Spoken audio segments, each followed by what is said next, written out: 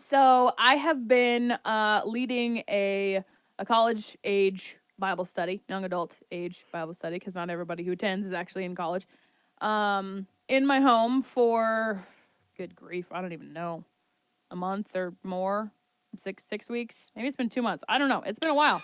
it's been I think it's happening. actually been 12 months. It's like, What? it's been a year already.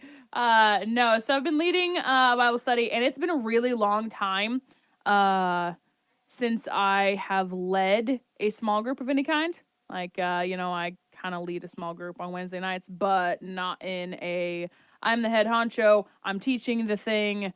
It kind of all, falls on me.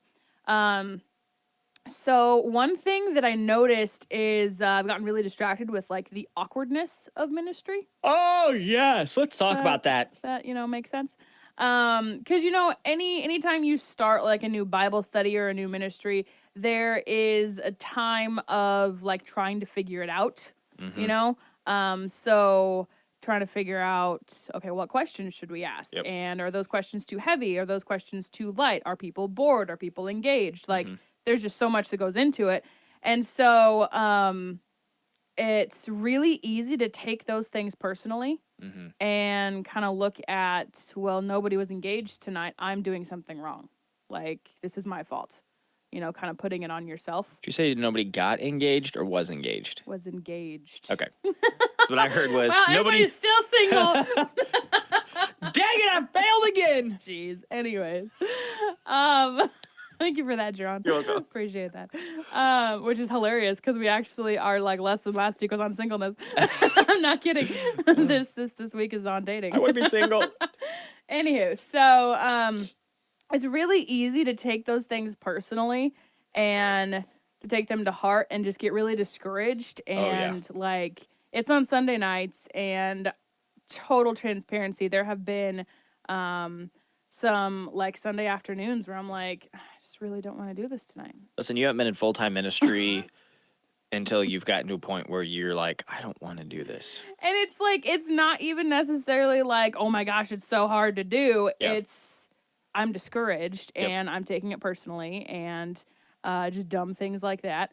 And one thing, I had a friend tell me one time when I was talking about the Pulse channel, because I can easily get discouraged in this ministry for things, and he said something like, it was so brutal, but like so on point. An eye-opening? Yeah, because he was like, he said to me, if you are taking credit for, the bad stuff that's happening or whatever, then that means you're going to take credit for the good things.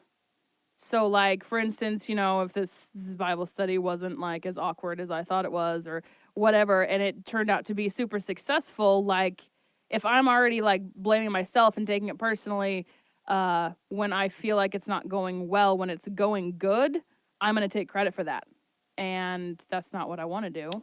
You get salvation, and you get salvation, and you get salvation. I got to think about. Oh gosh, but yeah. So it was, it's been an interesting journey because I haven't, like I said, I haven't taught in this kind of way in a really long time. So it's like I'm doing it for the first time because it's just, it's been so long.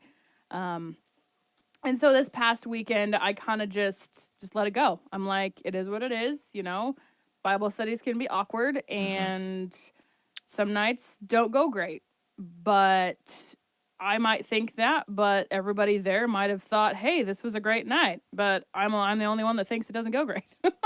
So that was kind of, kind of an eye opener. So this weekend I kind of just let it go and let God just do whatever he wanted to do and removed myself from the equation and stopped worrying about how well I was doing. And just made room for him to move and do his thing. And it honestly, I feel like it was probably the best night yet. I watched a leadership video one time along with what you're saying about how normal that is in ministry. Because you get so caught up, and I find myself doing this, but you get so caught up in doing ministry.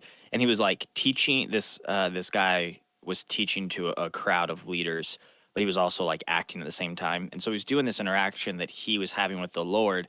And it was like, I've got to do all this. I got to do this. And God's like, hey, I'm here to help. He's like, no, I got to do all. And he kept pushing God out of the way, kept pushing God out of the way.